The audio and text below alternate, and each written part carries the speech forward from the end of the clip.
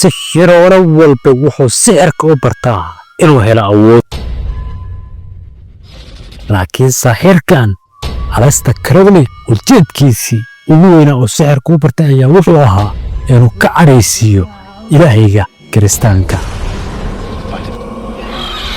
heer uu u bareeray inuu sameeyo wax walba oo la harimay, sida inuu la galmoodo rag iyo dumarba, asagoona u bareeray inuu cuno hilibka dadka iyo wasaqda ka soo baxda jirka dadka. wuxuuna ku faanay xitaa inuu cabbay dhiigga yaanyuurta, asagoona sheegtay inuu shaydaanka u ahaa nebi, taasoo sababtay in arday badan uu yeesho. ardaydaasna uu ka mid ahaa Jack Barson, saynistiga ugu horreeyey oo suurtageliyey in gantaalku uu masaafo dheer socdaali karo. hase yeeshee taariikhda Aleister Crowley waa taariikh dadku badanaa laga waaniyo inaysan ku dayan, laakiinse wuxuu saameeyey fikraddii reer galbeedka, uuna ka dhaadhiciyey inay sameeyaan wax walba waa wax walba uu qofkuna xaq u leeyahay inuu samayn karo wuxuu rabo.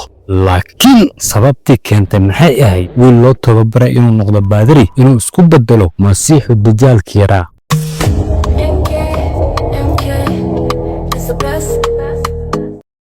Aleister Crowley ayaa wuxuu ku dhashay waddanka Ingiriiska sanadku markuu ahaa 1885, wuxuuna ka soo jeeday qoys qani ah. hase yeeshee diinta kiristaanka aad ugu dhigan heer ay had iyo goorba Aleister Crowley ay ku baraarujin jireen inuu naftiisa dhamaciisa ka ilaaliyo, midda kalena uu iska ilaaliyo dunuubta oo idil. inkastoo Aleister uu ahaa wiil jecel inuu hawadiisa raaco, xiriirkii asaga iyo hooyadiina uu aad u xumaa, hase yeeshee waxay aad iskugu fiicnaayeen aabbihii, wuuna u arkayay inuu ahaa saaxiibkii keliya oo had iyo goorna ay iskula safri jireen kiniisadaha ku yaalla waddanka, maadaama aabbihii uu ahaa baadari. ujeedka safarkoodana wuxuu ahaa in aabbihii uu ka dhigo Aleister baadari sidiisoo kale ah oo diinta kiristaanka faafiya. inkastoo Aleister Crowley safaradii ay wada galayeen aabbihii uu ku faraxsanaa uuna u hanqaltaagay inuu noqdo baadari, ayaa markii uu 11 jirsaday waxaa ku yimid arrin bedelay noloshiisa, taasoona ahayd geeridii aabbihii. arrin Aleister Crowley ku noqday qalbi dilaac, sababtoo ah kaliya aabbihii kama geeriyoon ee waxa kale uu waayey saaxiibkii, maadaama asaga iyo hooyadii xiriirkoodii hore uu xumaana. wuxuu karaahsaday hooyadii iyo dhammaanba dadka ku hareeraysnaa, waxa uuna nacay diinta kiristaanka, asagoona ku hamiyey inuu lid ku noqdo gaalada ilaahayga ay caabudayeen. subxaan allah, wuxuuna ku hamiyey inuu noqdoba masiixu dajaal oo gaaladu ay u yaqaanaan antichrist. kadib geeridii aabbihii, Aleister ayaa wuxuu yidhi, ma kala jecli dadka ammaantooda, mana kala jecli fikradooda. aan rabaa inaan sameeyo isbeddel ka dhan ah burburinta diinta kiristaanka iyo diimaha kale. waxaan rabaa inaan sameeyo dembi aad u xun oo caragelinayo ilaahayga kiristaanka, laakiin ma aqaan sidii aan ku samayn lahaa. laakiin waxaan rabaa inaan sameeyo dembi aad iyo aad iyo aad u xun. Aleister Crowley oo dhiganaya jaamacadda Cambridge ayaa wuxuu naqay waxbarashadii, wuxuuse bilaaway inuu macallimiintiisa kula doodo qaladaadka ku qornaa kitaabkooda Bible-ka, asagoona gebi ahaanba waxbarashadiisii kale dib u dhigay. hase yeeshee xiise u yeeshay inuu ciyaaro ciyaarta jaaska iyo inuu qoro maasooyin, asagoona qori jiray gabayo aad u xumaa oo uga faaloon jiray dumarka uu la seexan jiray iyo xiriirkii qowmuluudka ahaa oo la lahaa mid ka mid ah guddiga jaamacadda. gabayadii uu qorayay Aleister Crowley ayaa ahaa gabaya aad xasaasiyad u ah, dhaqan xumana ay ku dheehan tahay.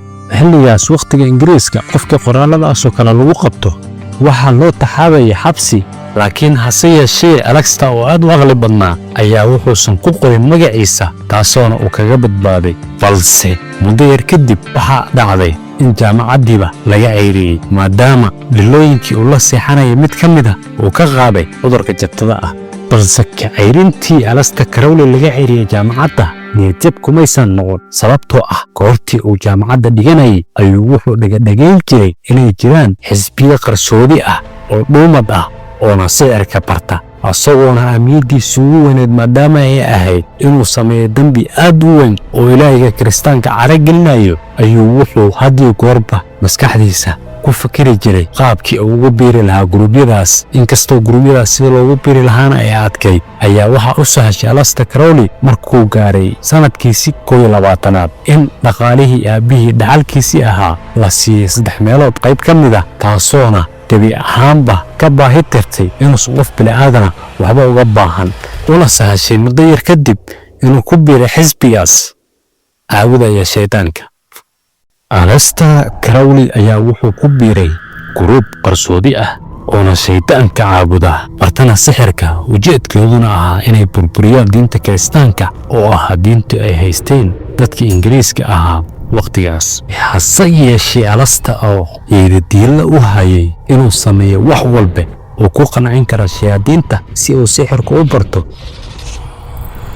ayaa durbadiba gaaray level uusan sixiroolo kale hore u gaarin, maadaama uu u bareerayay waxyaale sixiroolayaashii kale ee ku hareeraysnaa ay ka ashashayeen, sida inuu ogolaado in la qaniiso iyo asagoo ku baraarujin jiray sixiroolayaasha kale inay sameeyaan waxyaalo maskaxdooda gelgelay. balse waanidii uu kula kacay ayaa waxay sababtay inay ka showraan iskuna waafaqaan inay Aleister Crowley ka saaraan xisbiga bannaankana ay u saaraan. Aleister oo ka caraysan sida foosha xun ee looga saaray gruubka ayaa wuxuu ku eedeeyay gruubka in ujeedkoodu uu ahaa inay burburiyaan diinta kiristaanka, laakiinse sixirka uusan dhabka ahayn. Aleister oo ujeedkiisu ugu weynaa uu ahaa inuu sameeyo wax walba oo kaga hor imaan kara diimaha ayaa wuxuu ku bareeray inuu sameeyo sixir sixiroolayaashii kaloo idil ay ka baqi jireen. sixirkaasoona loo yaqaanay Abramelon, oona sixiroolayaashu ay aaminsanaayeen haddii sixiroolaha wax yar oo ka mid ah uu qaldo in jasadkiisu ay shayaadiintu ku shaqaysanayaan, balse haddii sida laga raba uu u guto uu baran karo shayaadiintoo idil, awoodna uu helayo inay u shaqeeyaan. dacwada qaybtani waa part 1, hase yeeshee waxaan soo wadaa part 2 qaybta labaad goordhow, laakiinse hoos waxaan kuu dhigay fiideo ka sheekaynayo ninkii ugu khiyaamada badnaa abadan 60 sano shaqo qabanaya asagoo aan mushaar qaadan, midda kalese la seexday in ka badan 2,000 oo naag.